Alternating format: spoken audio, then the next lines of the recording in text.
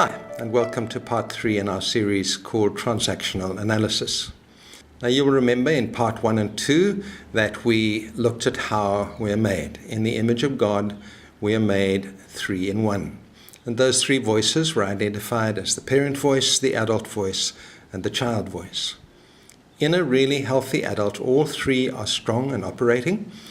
And if my parent voice is healthy, I will live my life with a sense of structure and a sense of security. If my child voice is healthy, I will be able to experience joy, and I will also be able to experience and deal with pain. If my adult voice is healthy, I will be able to remain calm even in difficult circumstances, and reason and rational will dominate. It's a lovely thing to see a person where all 3 are healthy and operating. Now in part 3 and 4, we come to what I think is the most interesting part of TA, and that is what happens when I come with my parent, adult, and child voice and interact with you with your parent, adult, and child voice. What happens? Well, the answer is that we make transactions. Every relationship, a transaction is made, usually unconscious, almost always unspoken, but very real. And these transactions or agreements are always there. Now I'm going to describe to you 3 healthy transactions and then a few unhealthy ones so that we know what to look out for. The goal of all human relations is the adult-adult relationship. That's the ultimate relationship, and we should all aim at it as often as we can. Adult to adult. It means in our talking, in our conversations, we remain sensible, we remain calm, we may express emotions, but they stay under control. We never tell each other what to do. We remain unthreatened, so you can criticize me because I'm not threatened. And I'm not threatening. I'm not trying to beat you up. I'm willing to give you space, to let you think a thing through and make your own decision. And together, we look for rational solutions. It's a lovely thing to watch someone, a couple sitting at a table, perhaps at a restaurant, leaning forward in earnest conversation. You can see without hearing their tone of voice that no one's dominating. They're enjoying their conversation. They may even be talking about quite difficult things. They may be talking about quite deep disagreements between them. But you can see they're doing it adult to adult in a rational way, and no one's getting damaged or hurt. Very, very healthy. The second healthy relationship is parent to child.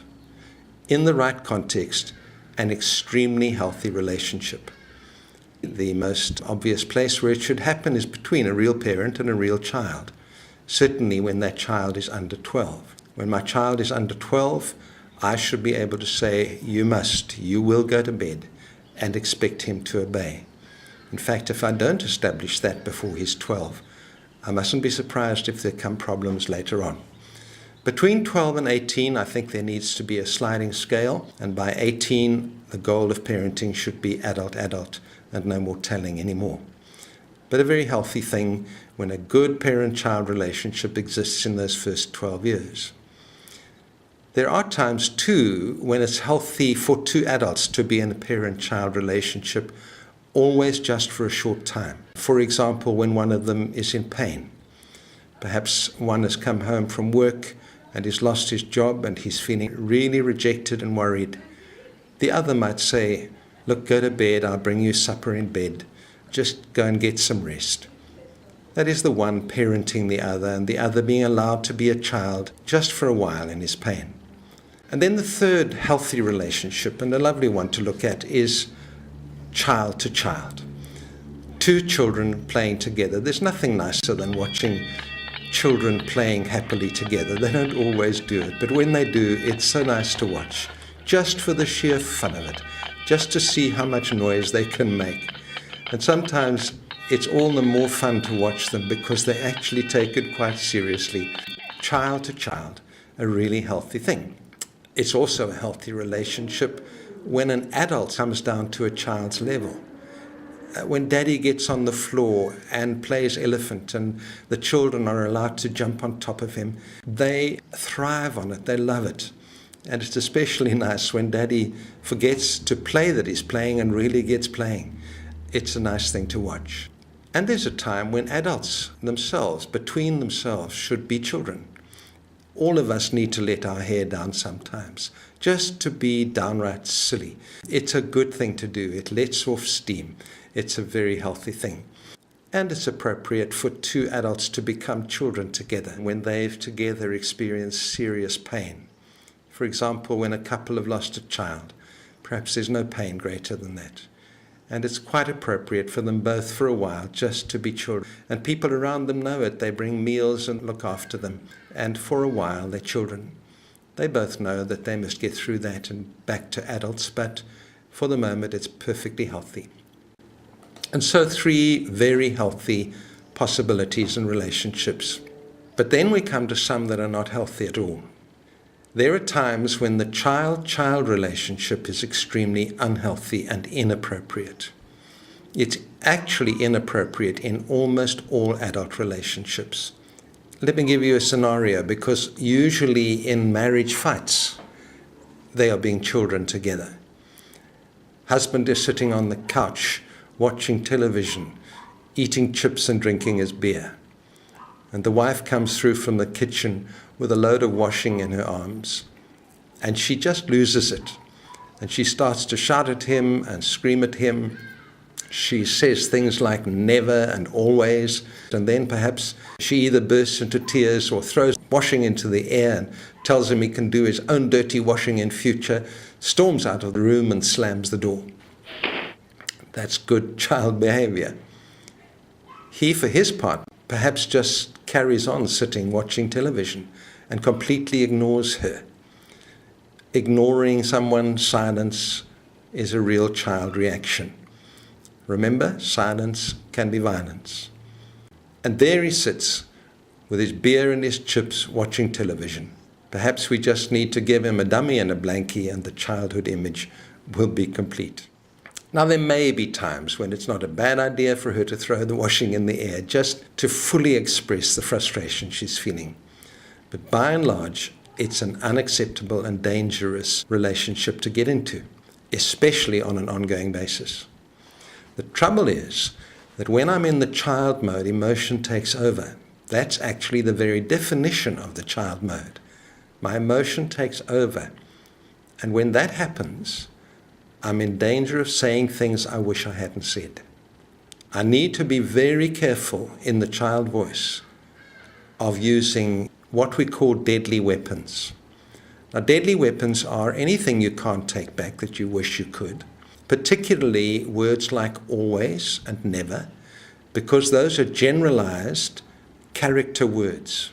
Generally speaking, the adult attacks behavior but doesn't attack character. Except in the very few cases where character is the problem, well, then that needs to be dealt with. So be very careful of those deadly weapons. It's especially dangerous when someone is drunk. Alcohol lowers our inhibitions, which is just another way of talking about getting us into the child voice. Almost everything said when someone is drunk is said in the child voice. Now, sometimes a husband will say something really terrible in that time, like, I never really wanted to marry you anyway. Now, after he's sober, he might say to his wife, oh, I didn't mean that, I was just drunk. But she will carry with her the question, did he perhaps, when he was drunk, say what he really meant? Or a mother who, in her drunkenness, says to a daughter, I never really wanted you. You were a mistake. I know many children who have carried that sort of sentence with them for the rest of their lives. So I need to be really careful in the child voice, in my temper, in my drunkenness, whatever it might be, of not saying things I can't take back again. When my wife began high school, her first day in high school, for some reason a teacher wrote on the board a little poem, a very good little poem. Boys flying kites, wind in their white-winged birds, but you can't do that when you're flying words. And so I need to be very careful that I don't get into these relationships. Now, the parent to the child relationship is inappropriate in almost all relationships. For example, a boss to an employee, it's very tempting for him to adopt the parent-child relationship. I'm after all the boss and you are paid to do what you're told. Well, that actually is true. And I know that I'm paid to do what I'm told. But that doesn't mean to say you need to come in here and give me orders and behave like someone vastly superior to me. You generally can ask me to do things. Would you mind typing this memorandum? I'm not going to say yes, I would mind. But the parent-child relationship is almost always inappropriate with anyone over the age of 18 on an ongoing basis. It really isn't appropriate. It happens often in marriage. Many marriages where one partner dominates or tries to dominate the other for month after month, year after year. And it's not always the man. Wives do it just the same. The Bible talks about a nagging wife is like a dripping tap. And so I need to be very careful not to be a parent in one of those relationships, and if necessary, to take steps not to be treated as a child. And by the way, quite often where you see what appears to be a parent-child relationship, it actually isn't. It's a child-child relationship in disguise. That boss who thinks he can be the boss and has the right to push his weight around actually is often simply covering up his own insecurity. Children are quite good at playing bossy. And so these unhealthy relationships take place. Now, it's quite difficult when you are trying to hold an adult relationship with someone else, but they come back at you with the child relationship and try to force you into a parent-child or a child-child relationship.